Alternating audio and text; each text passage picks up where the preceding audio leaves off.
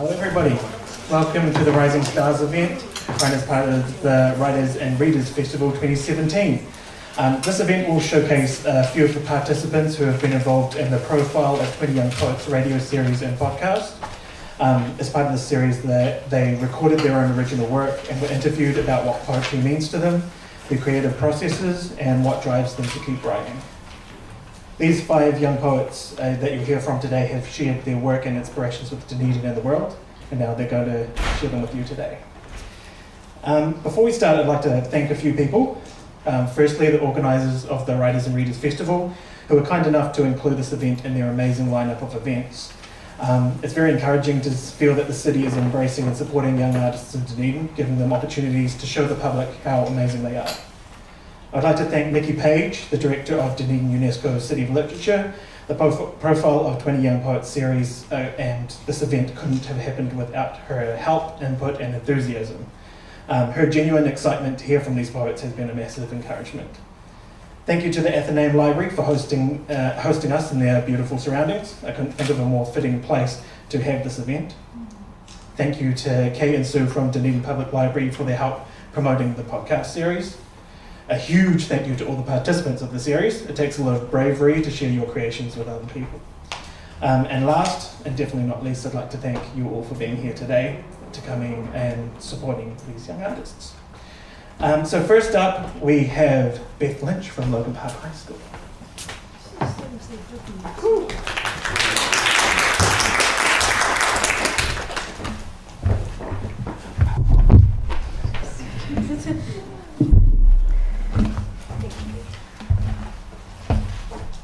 Hi, my name is Beth Lynch, and today I'm reading a few of my poems. They're mostly based around nature because I'm very fascinated by the beauty and simplicity of nature and the things that we don't often notice. So my first poem is called At First Light. The leaves are white, a gleaming coat of frost dances on their tips. Sharp as a knife, cold as fresh morning air, the first bite of winter. Birds like statues, watching, waiting, eyes darting, like the wings of an early morning sparrow, trying not to freeze as well. Then everything turns to gold. Whispering shadows play havoc upon the green grass, teasing and flickering, and all the while the leaves unfurl, and a sigh of relief, not one that you or I could hear, but one that is there even so. A single bellbird calls, then falls still, and the whole world is silent, just a whisper in the trees, a murmur in the winds, and the music of the grass as it dances, allowing just a moment for the gentleman to bow.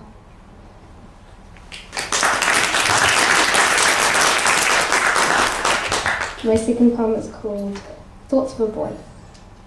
He sits in the shade of the olive tree, his face in profile like a hawk's, one of the ones his father used to use for hunting.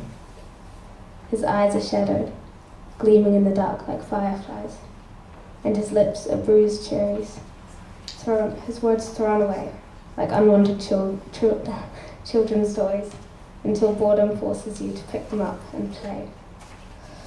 But he never liked games, card tricks. They were beneath him. He told me that, and I remember a bright summer's day in the dead of winter, a frost on the lake, and a gleaming pool of silver. Or were those his eyes? The flowers were diamonds at the Welsh's edge, the hills filled with gold, just as the sunlight crests the hill, and everything is gone. I would be a rich man to live here, he said. A throne of forest wood, a crown of clouds. Would the mountains be his home? Silver spires that rule over even the most priceless jewels, but these are the true jewels. The dirt, the grass, the flowers at the water's edge, and all just over the fence. He sits in the shade of the olive tree, still as a stone, one of the ones we skipped over the lake in autumn, cold, but not frozen. Then everything is gone.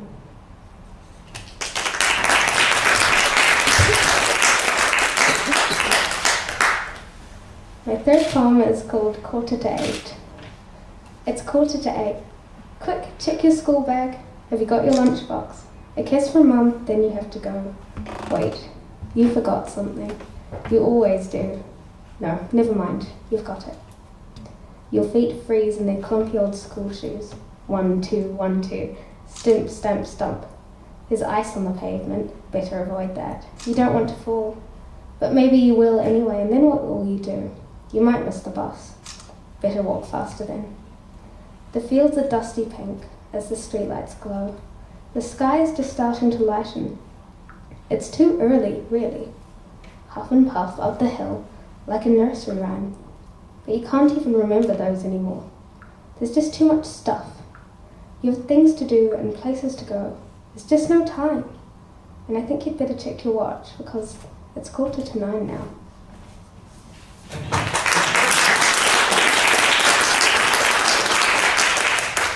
And I have one more. My last poem is called The Theoretic Poem of Starlight. We see them, but they don't see us. It's curious, isn't it? In a way, they are the first light, before candles, before fire, even outlasting our earth itself. If I were to look up, the sun would burn, and my sight would be lost for a moment. But that is nothing to staring up, up, up. Thousands of little fires glow so bright, they are ever beautiful. It's just chunks of rocks, really, swimming in the inky blackness of an endless open space. Stars are just words that are twisted by dreamers to seem like the gods ignited them for us, as if we are special. But if they could dream of brightness in a starless sky, then why can't I? Thank you.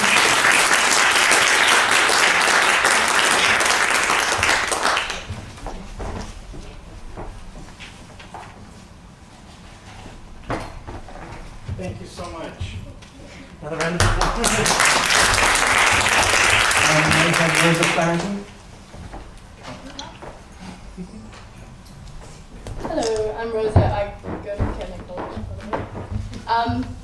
So I've got 3 poems I'm going to be reading today. The first one was called A Happy Ending, and I wrote it for a redraft competition in 2015, and it actually made it into the book. So I'm pretty happy with this one, but I haven't looked at it for a while, so this is going to be kind of weird reading it. Bear with me. A happy ending. I don't want a fairy ending like the one in the books, where I lose my shoes and fall in love just through looks. It's not the story for me. I don't want a sad ending where I never find my shoes or get out of these blues or wake up to the birds singing. It's not the story for me. I don't want a normal ending where I live happily ever after and my days are filled with laughter. I'll look like the Joker. It's not the story for me. I don't want to save the world. Well, maybe I do. Or have my hair curled for the pretty ball next week. I don't want to be weak. I want to kick down doors and leave my enemies on the floor, but not really kill anyone. You get what I mean? So maybe the ending for me is one I find myself, where nothing is absolutely free and I always have my shoes on.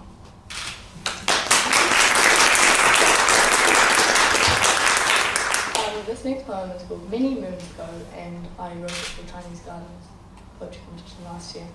Where the prompt was Many Moons Ago, and it actually won the teen section. I don't know how I keep doing this, it's the only 2 things I've won, so yeah, but apparently people like my stuff. So many moons ago we fell from the stars and landed on this lonely earth, immortal beings with mortal souls. We walked side by side with death and fell in love with time, our closest counterpart. And so we wandered, soft memories on hard years, and looked up to the stars. We yearned for home, but found it in fire and roses and falling leaves and melted wax and clear water and cold mornings. Perhaps this is all we need. We learned to live here, but not how to leave, without tears, falling upwards, missing the feeling of soil on our toes.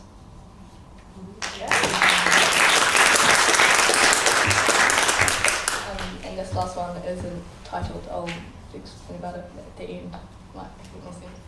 The salt stings my 2 short fingernails, my fingers trailing in the water, reaching for something unknown, to grasp a reminder of being here under the grey, Suns and clouds billowing above, dancing to an unfamiliar tune. The first step into the ocean is biting. Cold, trying to pull my skin from my bones.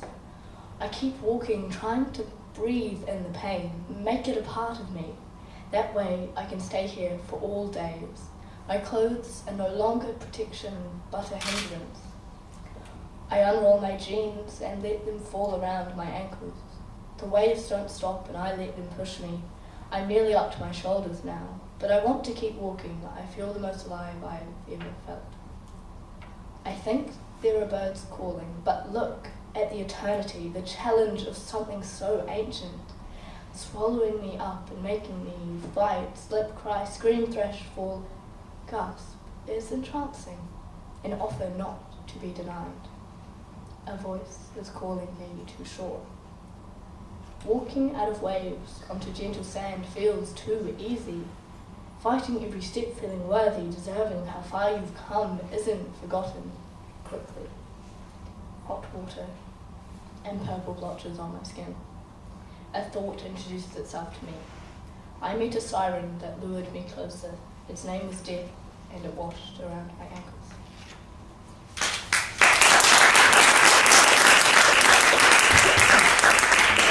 Not as morbid as it sounds. It's about being up in the cabins for my friend's birthday, and it's kind of cold, but we're like, let's walk into the ocean, and then we didn't want to leave, and kind of the sirens and death, so I don't actually want to find the ocean anything, I promise. It was just fun. Yeah, thanks.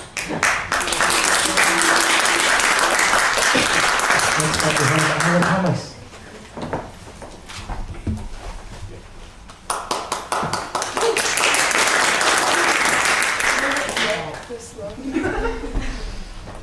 Thank you. Okay, hi, I'm Isla. I'm going to read two poems today. I wrote both of them about a month after I got home from a trip to Amazonian Peru last year. They're quite different. The first one I'm going to read to you is called Schizophobic Tension, which is a bit of a mouthful, but yes, here we go. I am 5,000 miles away from home. I did not think that the fear would follow me here, but I was wrong. There is a man downstairs, chanting polluted prayers and speaking in tongues with a voice that is not his own. I am scared, trembling with trepidation for the wrought iron hand, the emotional explosion. Eyes wet and quivering, lips pursed, squeezing their words back in, feet hot from holding on too tight, too long to smoking ground, muscles screaming in their sleepless hours, lungs full to bursting with bated breath. He once said to me, "You know what, baby? Your peachy perfect skin shines like Kate Winslet in Titanic when you cry. This is just as big." His lips curling. "Oh, this is just as big." My stomach churning, his lips curling, I smiled with fond eyes at the ceiling. Must keep composure when his shadow voice threatens. Kids next door are screaming and the prayers get louder. Yes, so that one is about, or the sort of inspiration for it was, I was with my sister who lives in Peru, in her apartment, and someone that she knew who had become schizophrenic and was an ex-shaman came and was sort of doing crazy things, and I got a bit of a fright, but it was all fine. But yes, that's what that one's about.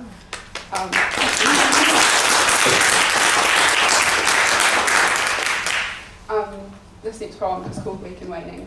It's a bit of a different vibe. It's also quite a bit longer. So yes. For the first time, I am weak and waning, singing holy songs that dream of Babylon on the river rocks, cracked open like a fractured egg, dribbling out generational secrets that even mother never knew we had. The rapid water rushes over my head, and I let it whisper curatives to my broken skin.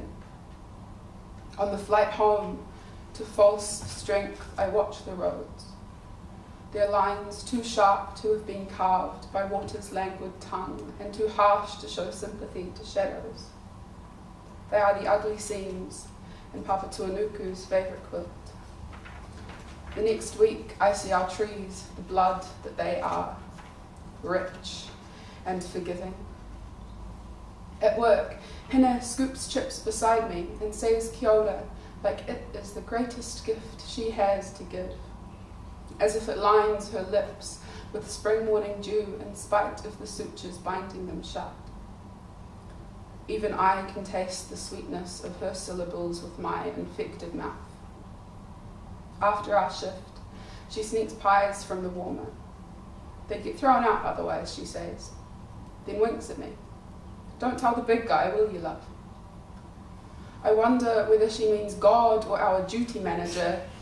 Then I remember that I do not speak to God. Sleep does not greet me that night. Instead, I ponder the river cleansing. Thoughts form and fade. Perhaps Mother and I forgot the wrong secrets. Great-grandfather built his empire by pressing people down. People like him, and then selling the blood that weeped out from their shattered bones. So we have remembered the pain, and how to hide it, under our Presbyterian thumbs, and with white cloth. Love, however, is what felled him, so we have forgotten it, disregarding any heart that could be fond, as weak and waning. Though now that my blood is capable of a golden fondness, I have come to believe that great-grandfather felled himself and stole hope from 3 generations, blinding us from what is truly good, like the green love of leaves and sunshine, the sea's soft summertime embrace, or warm lips on a cool night. Hine does not know her great-grandfather, his name nor mistakes. Perhaps that is why she is so kind and so wise, because you know, we become the stories we tell ourselves at night.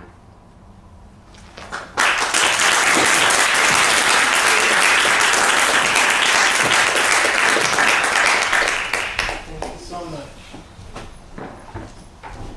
Next up, we have Lara Seaton from Columba College.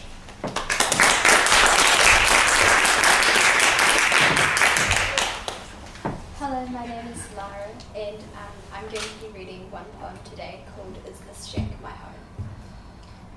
Is this shack my home, this stone cottage, pieced together with my own bare hands, with the sack overhead, flipping and flapping, attempting to fly away, perched delicately on the mountainside?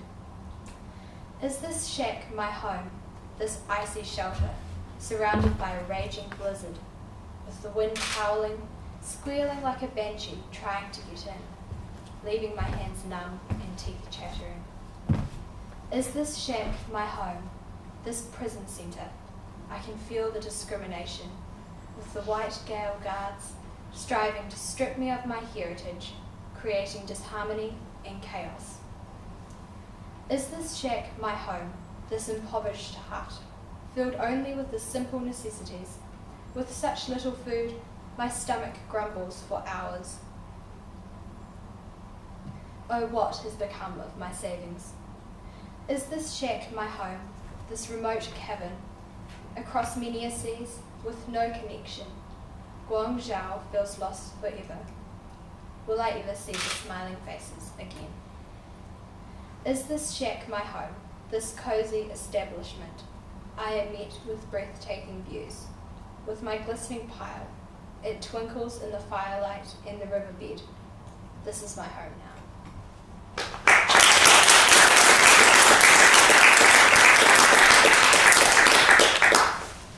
So I wrote that poem about a Cantonese gold miner coming to Otago during the gold rush, and how lots of different elements about where they were living and how they were treated by the people here. Thank you. Thank you so much. And now we have our last poet. This is Mary Lockett.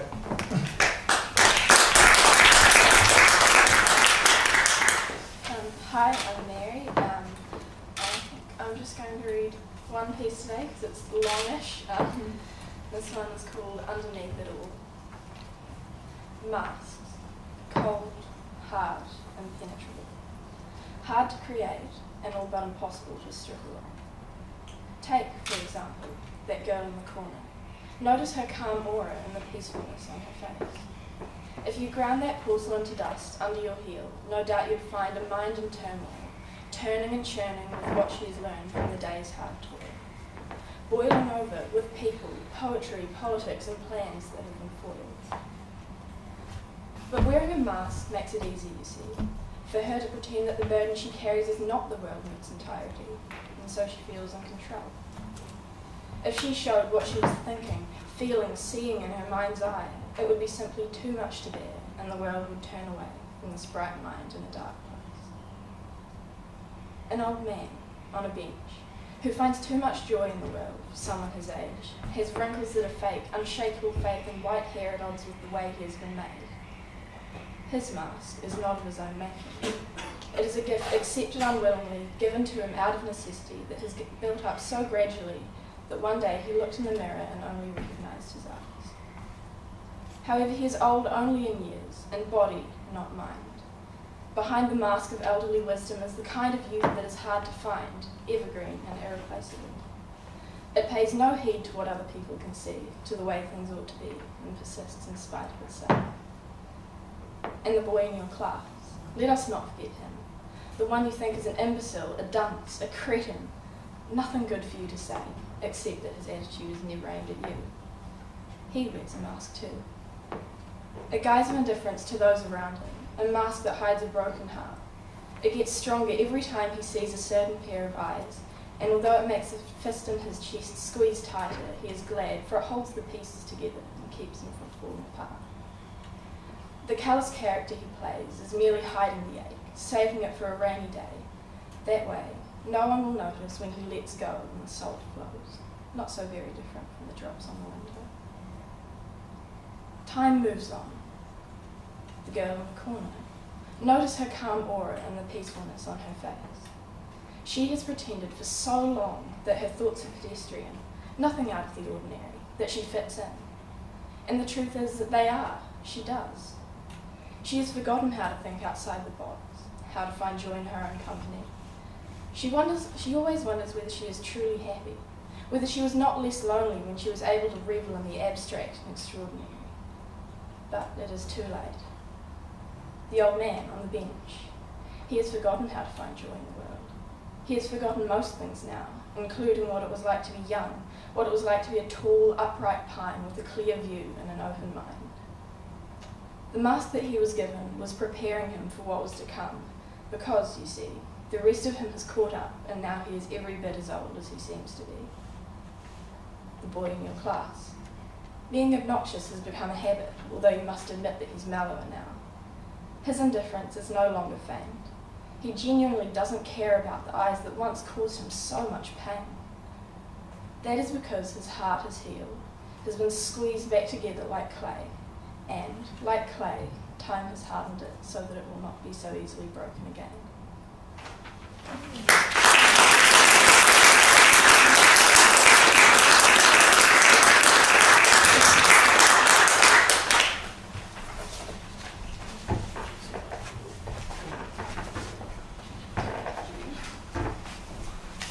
Thank you, Mary. Thank you all. That's the end of today's event. Thank you for all for coming to celebrate these rising stars. The Profile of 20 Young Poets series is on Otago Access Radio at 5 p.m. on Wednesdays, and it's also repeated on Thursdays at 9:30 and Fridays at 2:30. You can listen to it on 105.4 FM, 1575 AM, and you can podcast the show from www.oar.org.nz. And I suggest you look there because there's a whole heap of literary shows, including Christine's down there, who's given me the eye while this books. So now there are plenty of amazing events still to happen in this festival, so I suggest you go out, enjoy, learn and celebrate. Thank you.